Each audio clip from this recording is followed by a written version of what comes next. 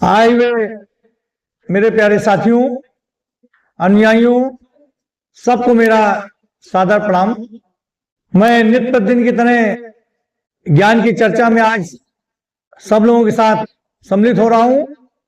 उम्मीद करता हूं इतने दिनों से जब से ज्ञान की चर्चा आयोजित हो रही है, हमने अलग अलग विषयों पर आप लोगों के मध्य अपने विचार रखे, चर्चा की। इससे कुछ न कुछ लाभ सब लोगों को मिला होगा और इसी उम्मीद के साथ हम इस ज्ञान की चर्चा को नित्य प्रतिदिन आगे बढ़ा रहे हैं। हमारा मानना है कि जो भी ज्ञान मुझे प्रभु ने दिया या जो भी ज्ञान मैंने सीखा इस संसार में आने के बाद से, या जो भी ज्ञान मेरे पास है, वो सब ज्ञान आप लोगों के मध्य विचार विमर्श से आदान प्रदान किया जाए। क्योंकि हर व्यक्ति के मन में कई सारे प्रश्न, जन्म मृत्यु कर्म भाग्य या आत्मा, इनसे लेकर हर व्यक्ति के मन में कई सारे सवाल होते हैं और सबके मन में हैं, थे और रहेंगे। तो ये जरूरी नहीं कि हम हर व्यक्ति को उसकी सोच के साथ ही समझा पाए, जैसा सोच है वैसे हम समझा पाए, लेकिन हमारा प्रयास है कि जो मेरा ज्ञान है और जहां तक हमें ज्ञान मिला और जहां तक हम ज्ञान अब तक अर्जित कर पाए या जो हम समझ पाए बेहतर से बेहतर, वो आप लोगों को समझाने का प्रयास करें। यही कर सकते हैं, क्योंकि प्रभु ने जो हमको ज्ञान दिया वो निष्काम कर्म के अंतर्गत हम आप लोगों तक पहुंचाना चाहते हैं। इसी भावना के साथ ज्ञान की चर्चा ये शांति धर्म के बैनर तले हम आयोजित करते हैं और इसमें नित्य प्रतिदिन आप लोगों के मध्य शरीक होते हैं। तो जिस तरह हर दिन हमारे अलग अलग विषय रहते हैं, उसी तरह आज हमारा एक बहुत ही महत्वपूर्ण विषय है कि बहुत सारे लोग जो सोचते हैं हमने अपने जीवन में किसी को कोई तकलीफ नहीं दी, कोई गलत काम नहीं किया, कोई पाप नहीं किया, कोई भूल नहीं करी। बहुत से लोगों का कहना है, बहुत से लोग ऐसे जो जीवन में बहुत ही धार्मिक प्रवृत्ति के हैं, बहुत ही अच्छी सोच के हैं और वास्तव में बहुत अच्छे हैं, अच्छी सोच रखते हैं, धर्म कर्म के कार्य करते हैं और बड़े दयालु होते हैं, भगवान की भक्ति करते हैं। तो वास्तव में जो लोग बहुत ही अच्छे हैं वो लोग भी अक्सर मन में सोचते हैं कि हमने कभी कोई गलत कार्य नहीं किया, किसी का मन नहीं दुखाया, कोई अन्याय नहीं किया और सदैव दूसरों की मदद की और भगवान भजन किया, भगवान को याद किया। फिर भी हमारे साथ गलत क्यों होता है? ये सवाल एक आम व्यक्ति का नहीं है, ये सवाल इस संसार के बहुत सारे लोगों का है। तो ये सवाल बहुत महत्वपूर्ण हो जाता है, क्योंकि जब कोई समस्या एक की नहीं बहुत सारे लोगों की हो जाती है तो समस्या बड़ी हो जाती है, प्रश्न बड़ा हो जाता है, महत्व बड़ा हो जाता है। तो इस प्रश्न का महत्व इसी से लगाया जा सकता है, क्योंकि ये जो लोग सुन रहे हैं, जो इस वीडियो को सुनेंगे, उन सबके मन में सवाल जरूर कभी न कभी आया होगा। तो इसी विषय में इसीलिए हम बात करने जा रहे हैं। होता यह है कि हम लोग जैसे बहुत ही अच्छे कर्म कर रहे हैं, बहुत ही धार्मिक हैं, दया करते हैं, लोगों की मदद करते हैं, कोई गलत कार्य नहीं करते, कोई पाप नहीं करते, कोई अन्याय नहीं करते, तो ये प्रश्न आना स्वाभाविक है। जब उसका गलत होता है, कोई उसका परिजन खो जाता है, परिजन की मृत्यु हो जाती है या धन चला जाता है, नौकरी चली जाती है, जीवन साथी कुछ हो जाता है, बच्चे चले जाते हैं, कोई हादसा हो जाता है, एक्सीडेंट हो जाता है, कोई ऐसी समस्या आ जाती है जिससे उसका जीवन बहुत ही कठिनाइयों से भरा हो जाता है, तो उसके मन में सवाल आना स्वाभाविक है कि हमने अपने जीवन में बहुत से अच्छे कार्य किए, फिर आज क्यों हो रहा है, फिर आज ऐसा क्यों हो रहा है। तो इसी संबंध में एक बहुत ही छोटी सी बात हम करने जा रहे हैं। हम अपने जीवन में जो भी करते हैं, जो भी इस जीवन में कर रहे हैं, कोई भी कर्म, छोटा या बड़ा, अच्छा या बुरा, पाप या पुण्य, धर्म या अधर्म, जो भी करेंगे वो हमारा इस प्रकृति के कोष में अंकित हो जाता है। हम जो भी कर्म करते हैं, चाहे जैसा कर्म हो, अच्छा बुरा, छोटा बड़ा, शुभ अशुभ, वो इस प्रकृति में अंकित हो जाता है, प्रकृति के कोष में अंकित हो जाता है और वो कभी व्यर्थ नहीं जाता। हम जैसे बीज खेत में बो देते हैं तो अपने समय पर अंकुरित जरूर होता है और फल जरूर देता है।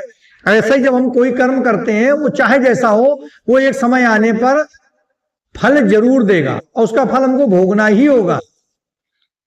अब इसीलिए कर्म भी कई तरह के, संचित कर्म क्या है? जो हम कई जन्मों से प्राप्त होते हैं, हमको कई जन्म जो करते रहते हैं संचित कर्म हो गए, कई जन्मों के कर्म वो हो गए संचित कर्म। प्रारब्ध क्या हुआ? जो पिछले जन्म में हमने किया उसके जो फल हमको इस जन्म में भोगने पड़ रहे हैं, ये प्रारब्ध। प्रारब्ध हमारा जन्म के साथ निर्धारित होता है। जो हमने पिछले जन्म कर्म किए वो इस जन्म में भोगने पड़ेंगे, यह हुआ प्रारब्ध। संचित कर्म हुए कई जन्मों के कर्मों का संचय। क्रियामान कर्म, क्रियामान कर्म कौन है? जो हम इस समय कर रहे हैं, जो हम आज जो कर्म कर रहे हैं, ये क्रियामान कर्म हो गए। अब क्या होता है? संचित कर्म पिछले जन्मों का जो भी होगा वो हो गया संचित कर्म पिछले जन्मों का, और प्रारब्ध हम पिछले जन्मों का कर्म जो इस जन्म में भोग रहे हैं, पिछले जन्मों का कर्म का फल तो इस जन्म में भोग रहे हैं, ये हो गया प्रारब्ध। क्रियामान कर्म जो इस जन्म में भोग रहे हैं, जो कर्म कर रहे हैं, उसका फल अगले जन्म में पाएंगे। तो क्या होता है कि हमारे बहुत सारे जन्म हो चुके होते हैं और किसी को याद नहीं रहता कि हमने किस जन्म में कौन सा कार्य किया। तो किसी जन्म को तो छोड़ो, इस जन्म के बचपन की चीजें याद नहीं रहती कि हमने बचपन में क्या किया, तो पिछले जन्म में किसे याद रहेगा? तो जब व्यक्ति ये कहता है कि हमने इस जन्म में कोई गलत काम नहीं किया, तो वो इसे ये नहीं पता होता कि पिछले जन्म में उसने क्या किया, और यही उसकी व्यथा का कारण बन जाता है। ये बात सत्य है कि उसने इस जन्म में कोई गलत कार्य नहीं किया, सदैव पुण्य किया, धर्म काम किया, भगवान को पूजा की, ठीक है, लेकिन पिछले जन्मों में जो कर्म किया उसका फल तो हमें भोगना पड़ेगा प्रारब्ध के रूप में। तो जिस व्यक्ति के साथ इस जन्म में सब कुछ अच्छा होते हुए भी उसके साथ गलत होता है, ये पिछले जन्मों का कर्म है। अब यहाँ सवाल ये आता है कि अगर सब कुछ पिछले जन्मों कर्मों से जन्म डिसाइड हो गया, तो फिर इस जन्म में पूजा, प्रार्थना, दान, धर्म, इनका क्या मतलब बचा? अगर सब कुछ हम पिछले जन्मों कर्मों से जन्म हमारा डिसाइड हो जाएगा, तो पूजा, दान, ध्यान, धर्म और यज्ञ, इन सब चीजों का क्या मतलब बचा? तो इस होता यह है कि जैसे अगर हम कोई व्यक्ति जहर पी ले, तो उस जहर को दवा द्वारा कम किया जा सकता है, लेकिन समाप्त नहीं किया जा सकता। ऐसे जो हमने पिछले जन्मों में कर्म किए, उन जन्मों के जो भी कर्म है, अच्छे बुरे, उनके प्रभाव को हम हल्का कर सकते हैं, शांत कर सकते हैं, लेकिन समाप्त नहीं कर सकते। कर्म का फल तो भोगना ही पड़ेगा। जैसे अगर बीज जमीन में है तो फल जरूर बनेगा, वो आज बने, कल बने, 1 साल बाद बने। इसी तरह मनुष्य का जो भी कर्म करता है, चाहे जिस जन्म में करे, उसको भोगना ही होगा। जैसे अगर हम पत्थर में ईंट मारे पानी में, तो लहरें उठेंगी, ये अलग बात है लहरें तुरंत उठेंगी कि थोड़ी देर में उठेंगी।